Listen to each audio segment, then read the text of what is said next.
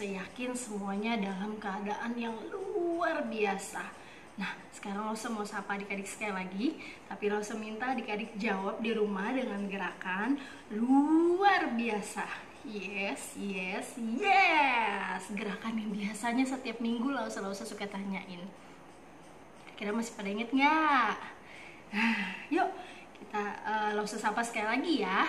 Apa kabar adik-adik? Luar biasa. Yes, yes, yes. Walaupun di rumah aja, Lause yakin semua anak-anak Tuhan dalam keadaan yang luar biasa. Apalagi beberapa pasti sudah menyelesaikan penilaian akhir tahun sekolah. Walaupun secara online, tapi Lause yakin adik-adik sudah mengikutinya dengan baik. Nah, hari ini kita mau bersama-sama kembali mendengarkan firman Tuhan. Di sebelumnya, Lause mau ngajak kita semua memohon pimpinan Tuhan. Kita mau berdoa bersama-sama agar kita dapat memahami apa yang mau Tuhan katakan lewat firman Tuhan untuk kita semua. Nah, adik-adik masih ingat lagu King Kong, ini cari kelingking? Pasti masih ingat semuanya. Yuk kita nyanyi sama-sama. King Kong, ini jari kelingking, manis, manis, ini jari manis, teng tong, ini jari tengah, juk, juk, juk, jari telunjuk, bibu, bibu, bibu, ini ibu jari semuanya, jari tanganku, oh senangnya, hatiku senangnya, jari-jariku dapat berdoa. Yuk adik-adik, kalau berdoa sikapnya adalah lipat tangannya dan tutup matanya. Lause akan berdoa untuk kita semua. Tuhan Yesus yang baik, terima kasih Tuhan. Hari ini kami boleh bersama-sama beribadah. Walaupun kami berada di tempat kami masing-masing, namun kami percaya Tuhanlah yang menyatukan hati kami semua. Tuhan berkatilah kami kalau sebentar kami akan mendengarkan firman Tuhan. Biar kiranya firman Tuhan yang disampaikan boleh kami lakukan di dalam kehidupan kami sehari-hari. Terima kasih Tuhan Yesus, hanya di dalam namamu kami sudah berdoa. Haleluya, amin. Nah, adik-adik, sekarang kita mau mendengarkan firman Tuhan. Sikap yang baik waktu mendengarkan firman Tuhan, semuanya duduk yang manis, pasang telinganya, dengar baik-baik sehingga apa yang Lause sampaikan dapat adik-adik mengerti. Oke? Nah, adik-adik, Lause mau tanya, siapa di antara adik-adik yang pernah ditinggal oleh orang yang adik-adik sayangi? Ditinggal dalam artian mungkin dia berpergian dalam waktu 1 bulan, 2 bulan, atau memang ada yang ditinggal pergi untuk selama-lamanya.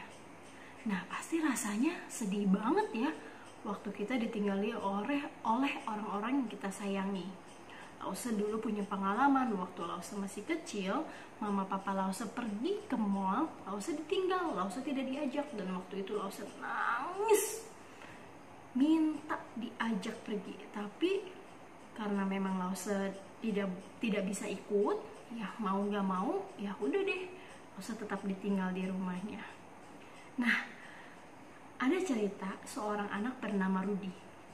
Rudy ini memang tidak pernah berpisah dengan papa mamanya, tapi suatu hari papa mamanya ini punya tugas penting dari perusahaan tempat papa dan mamanya bekerja. Papa dan mamanya bekerja dalam satu perusahaan. Nah, kemudian Rudy diberitahu bahwa mama dan papanya akan pergi kurang lebih 1 sampai dengan 2 bulan. Waduh, kira-kira perasaan Rudy bagaimana ya? Kita ditinggal 1 sampai 2 hari aja, kita pasti sudah cari mama papa kita terus. Nah, ini Rudy harus 1 sampai dengan 2 bulan. Rudy awalnya sedih. Rudy kecewa kenapa Rudy nggak bisa diajak. Tapi mama dan papanya Rudy menjelaskan kepada Rudy, Rudy, kamu tidak bisa ikut papa dan mama untuk bekerja. Nanti Rudy akan tinggal bersama opa dan oma. Tenang saja, semua perlengkapan Rudy sudah papa dan mama siapkan. Dari makanan, pakaian, mainan Rudy sehari-hari itu semua sudah mama papa siapkan. Nanti akan dibawa ke rumah oma. Jadi Rudy jangan takut. Terus si Rudy, ya namanya Rudy galau ya, mau ditinggal sama papa mamanya dia pasti sedih. Dia bilang, nanti kalau misalnya aku ada PR gimana ma? Siapa yang bantuin aku? Tenang, ada opa dan oma yang akan membantu Rudy. Terus nanti kalau misalnya Rudy kangen sama papa mama gimana? Kata papanya, tenang aja, sekarang teknologi sudah canggih, kita bisa video callan. Oh iya, kata si Rudy, bener juga ya, nanti kalau aku kangen sama papa atau mama, aku tinggal video callan. Terus akhirnya Rudy mengerti. Rudy berusaha untuk mengerti dan akhirnya mereka pun berpisah. Tapi sebelum berpisah, papanya punya pesan. Rudy, tapi papa punya pesan. Apa papa? Dia bilang, kamu harus jadi anak yang baik selama tinggal di rumah opa oma. Oh tenang itu bapak, Rudy bisa lakukan itu. Terus Rudy nggak boleh nakal ya, makan tidak boleh ada sisa. Tenang itu. Terus kalau ada PR, jangan tunggu opa oma teriak baru kamu kerjakan. Siap papa, bilang. Pokoknya nanti setiap pulang kerja, papa akan telepon Rudy, kita akan ngobrol dan cerita tentang keseharian kita bersama. Oke. Akhirnya papa mamanya Rudy pun berangkat untuk bekerja dan Rudy akhirnya tinggal bersama dengan opa dan oma. Nah, selama tinggal dengan opa dan oma, Rudy menjalankan apa yang diperintahkan oleh papa mamanya. Dia tidak membuat opa omanya kesusahan dalam menjaganya. Makannya juga tidak susah, tidak rewel, apapun dia mau makan. Sehingga Rudy juga membuat opa dan omanya bahagia berada di rumah. Nah, adik-adik, cerita hal yang sama seperti Rudy dan papa mamanya juga dialami oleh Yesus dengan para muridnya. Yesus tahu bahwa sebentar lagi Yesus akan berpisah dengan muridnya. Tapi Yesus sudah mempersiapkan diri. Yesus sudah jauh-jauh hari memberitahukan kepada para murid supaya mereka tidak bersedih waktu Yesus harus pergi. Kira-kira Yesus mau kemana ya? Mau ke mall? Tidak ya. Tapi waktu itu Yesus akan naik ke surga. Adik-adik, waktu diberitahu itu, murid-murid mungkin masih paham tidak paham. Tapi Yesus selalu memberitahukan kepada mereka untuk jangan bersedih. Jangan bersedih karena nanti Yesus akan mengirimkan penghibur, penolong bagi murid-murid di dalam kehidupannya sehari-hari. Nah, siapa penolongnya? Masih ingat? Ya, betul. Roh Kudus yang akan terus menemani para murid selama Yesus tidak bersama-sama dengan mereka. Nah, lalu apa yang dipesankan Yesus bagi para murid? Sama kayak tadi, papa mamanya Rudy punya pesan waktu Rudy mau ditinggal. Nah, Yesus juga berpesan kepada para muridnya supaya mereka menjadi saksi Kristus. Apa itu ya saksi Kristus? Nah, adik-adik, murid-murid adalah orang yang selalu bersama-sama dengan Yesus. Hampir setiap hari dihabiskan bersama-sama dengan Yesus. Yesus mengajar, Yesus melakukan mukjizat, ya, sampai Yesus mati menderita dan bangkit. Para murid juga mengalami hal itu bersama-sama dengan Yesus. Nah, lalu kemudian Yesus bilang sama mereka, kamu harus menjadi saksi Kristus. Ngapain? Kata para murid, saya harus ngapain? Kabarkan Injil. Beritahu kepada semua orang mengenai apa yang sudah kalian ketahui tentang aku. Ya, beritahukan sampai ke ujung dunia tentang Yesus yang adalah juru selamat umat manusia. Oke, murid-murid pun memahami, dan murid-murid memang sudah dipersiapkan dan agar mereka tidak kaget waktu mereka harus berpisah dengan Yesus. Nah, kemudian Yesus akhirnya mengajak mereka keluar dari kota Yerusalem dan sampai di suatu kota, yaitu di dekat Betania. Di situ Yesus bersama dengan para murid, dan di situ Yesus mengangkat tangan. Yesus mengangkat tangan dan memberkati mereka. Lalu apa yang terjadi waktu Yesus mengangkat tangan memberkati mereka? Di situ Yesus perlahan terangkat ke surga. Yesus naik sampai dikatakan awan menutupinya. Berarti tidak terlihat, dan para murid langsung segera menyembah. Mereka menyembah karena apa? Mereka takjub. Mereka tidak pernah mengalami hal tersebut, karena ini adalah peristiwa yang agung. Tidak pernah ada seorang pun yang terangkat ke surga. Tapi hari itu murid-murid menyaksikan secara langsung bahwa Yesus naik ke surga. Nah, waktu Yesus terangkat ke surga, apa yang terjadi pada murid-murid? Murid-murid takut? Apakah bersedih mereka terpisah dengan Yesus? Tidak sama sekali. Justru mereka bersuka cita dan mereka kembali ke Yerusalem dan melaksanakan apa yang sudah Tuhan Yesus perintahkan bagi mereka untuk menjadi saksi Kristus. Nah, adik-adik, Yesus sudah naik ke surga. Murid-murid sadar bahwa mereka tidak lagi bersama-sama dengan Yesus, tetapi mereka tetap melakukan apa yang Tuhan Yesus perintahkan bagi mereka. Nah, apakah perintah itu hanya untuk murid-murid Yesus? Tidak, perintah itu juga untuk kita semua. Kita juga adalah murid Kristus. Oleh sebab itu, kita juga harus melaksanakan apa yang Yesus perintahkan, yaitu untuk menjadi saksi-saksi Kristus. Gak usah, tapi saya masih kecil, bagaimana saya bisa bersaksi tentang Yesus? Nah, hari ini Losa mau ngajarin buat adik-adik bagaimana untuk kita bisa menjadi saksi Kristus. Caranya mudah. Setiap hari Minggu adik-adik selalu pergi ke gereja. Adik-adik mendengarkan firman Tuhan, dan setiap hari juga di rumah pasti adik-adik berdoa, membaca Alkitab.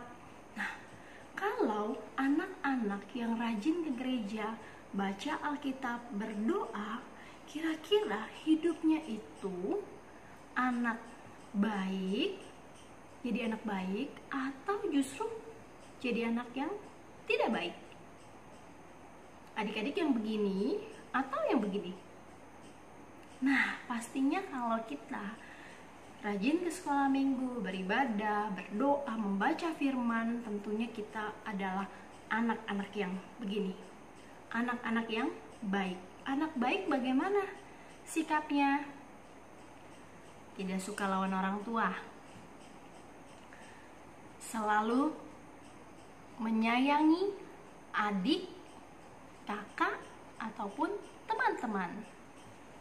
Lalu belajar dengan baik di sekolah, tidak pernah menyontek. Ayo, ada nggak adik-adik yang suka menyontek? Saya yakin tidak ada. Semuanya adalah anak-anak yang baik. Nah, ketika kita menjadi anak yang baik, orang-orang di sekitaran kita semua akan melihat hidup kita. Wah, si Rudi itu benar-benar anak yang baik. Sudah rajin ke sekolah minggu, baca firman, berdoa setiap mau makan, berdoa setiap mau tidur, tidak pernah menyontek, selalu menyayangi teman-temannya. Wow, sungguh benar-benar dia adalah anak Tuhan yang baik. Nah, kalau misalnya orang-orang sekitaran sudah melihat seperti itu, mereka mau tahu juga nggak sih siapa sih yang mereka cari waktu di sekolah minggu? Kok si Rudi bisa jadi anak yang baik banget ya? Nah, adik-adik, itu adalah cara yang mudah banget untuk menjadi saksi Kristus.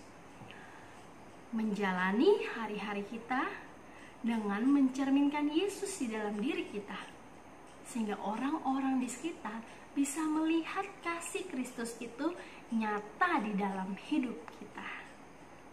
Caranya mudah nggak ya?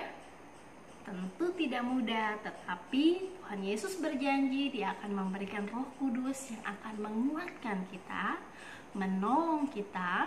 Waktu kita mengalami kesulitan, kita berdoa kepada Tuhan dan minta pertolongan Tuhan agar kita dapat melakukan apa yang Tuhan Yesus mau kita lakukan. Nah, adik-adik, firman Tuhan kita sampai di sini. Lalu saya yakin adik-adik sudah memahami apa yang saya sampaikan, dan jangan lupa setiap firman yang sudah disampaikan jangan hanya masuk kuping kanan lalu keluar lewat kuping kiri, tetapi semuanya harus disimpan di dalam hati dan dilakukan di dalam kehidupan kita sehari-hari. Nah, mari adik-adik, kita mau menutup firman Tuhan hari ini dengan doa. Semuanya mengambil sikap, berdoa, lipat tangan, tutup matanya. Usahakan pimpin kita dalam doa. Tuhan Yesus, terima kasih untuk firman yang indah, firman yang Tuhan sampaikan bagi kami semua. Kami mau jadi anak-anak yang melakukan firman Tuhan di dalam kehidupan kami sehari-hari. Kami mau menjadi saksi-saksi Kristus melalui kehidupan kami, melalui tingkah laku kami, dan kami mohon kiranya Roh Kudus boleh menuntun kami, memimpin dan menguatkan kami. Ketika kami jatuh, ketika kami lalai, Tuhan, kami percaya kami dibangkitkan kembali untuk boleh menjadi anak-anak Tuhan yang baik. Terima kasih Tuhan Yesus, hanya di dalam nama-Mu kami berdoa dan mengucap syukur. Amin. Oh iya adik-adik, hampir aja langsung lupa. Untuk ayat hafalan minggu ini terambil dari kitab Lukas pasal 24 ayat ke-51. Saya ulangi ya, Lukas pasal 24 ayat 51. Apa bunyinya? Saya bacakan dulu buat kita semua ya. Dan ketika Ia sedang memberkati mereka, Ia berpisah dari mereka dan terangkat ke surga. Nah, sekarang kita hafalkan dengan menggunakan gerakan. Lukas 24 ayat 51. Dan ketika Ia sedang memberkati mereka, Ia berpisah dari mereka dan terangkat ke surga. Saya ulangi sekali lagi. Lukas 24 ayat 51. Dan ketika Ia sedang memberkati mereka, Ia berpisah dari mereka dan terangkat ke surga. Nah, demikian firman Tuhan hari ini. Adik-adik jangan lupa hafalkan ayatnya. Minta papa, mama, koko, atau cece untuk videoin dan kirim ke lausa kelasnya masing-masing. Nanti lausa-lausa akan catat, kemudian nanti akan diberikan stem tambahan waktu kita bertemu kembali di dalam kelas sekolah minggu kita. Bye-bye. Tuhan Yesus memberkati.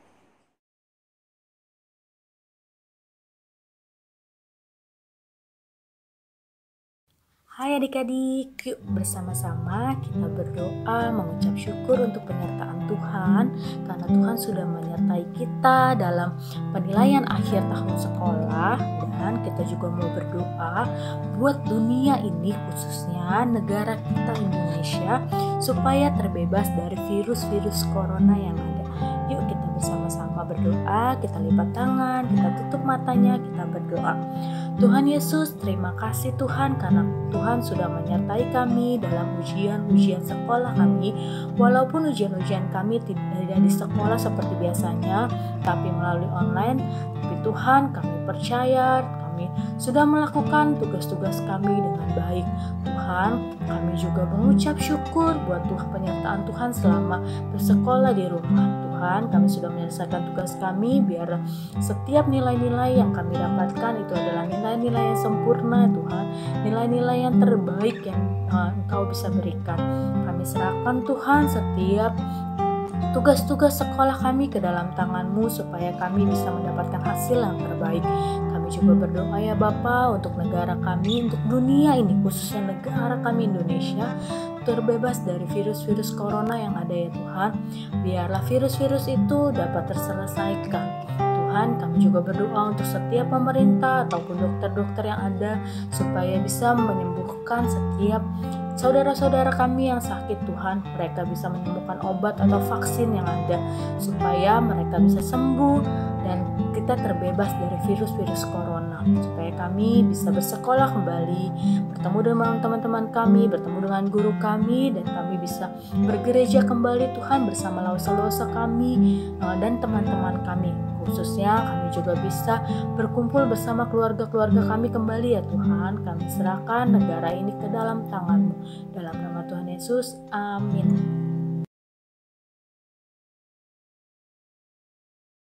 Shalom Gen Kids. Nah, minggu ini Lause mau ajak adik-adik untuk ikutan challenge nih. Challenge-nya adalah membuat pembatas Alkitab. Adik-adik bisa kreasikan sendiri pembatas Alkitabnya sesuai versi adik-adik, atau adik-adik juga bisa ikutin beberapa contoh seperti ini. Nah, nanti di pembatas Alkitabnya, adik-adik bisa tulis ayat hafalan minggu ini yang terambil dari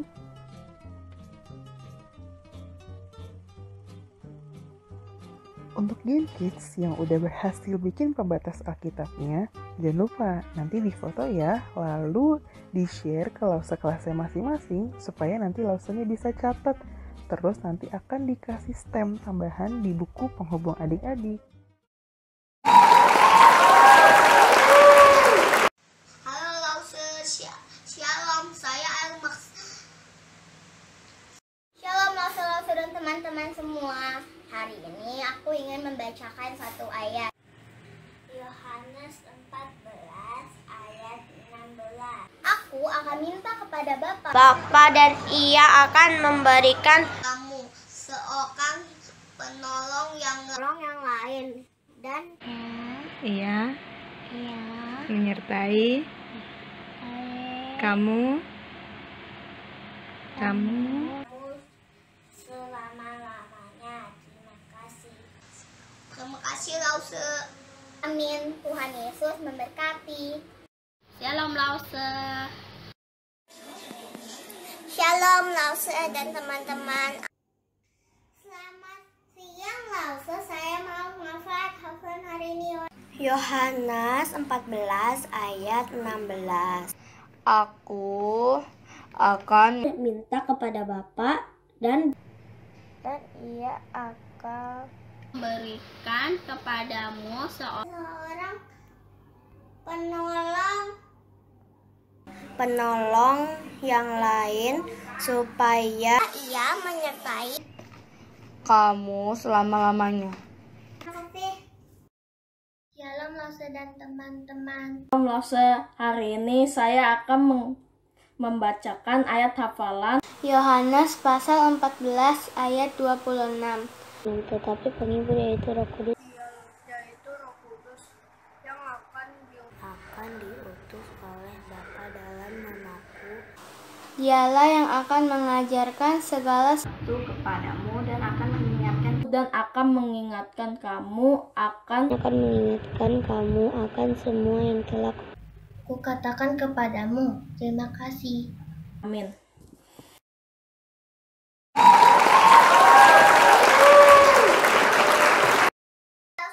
Dan teman-teman, saya Erika. Saya ingin menyembah Tuhan hari ini. Harinya Tuhan. Mari kita bersukaria. Hari ini harinya Tuhan. Mari kita bersukaria. Hari ini harinya Tuhan. Terima kasih Gen Kids. Bye-bye.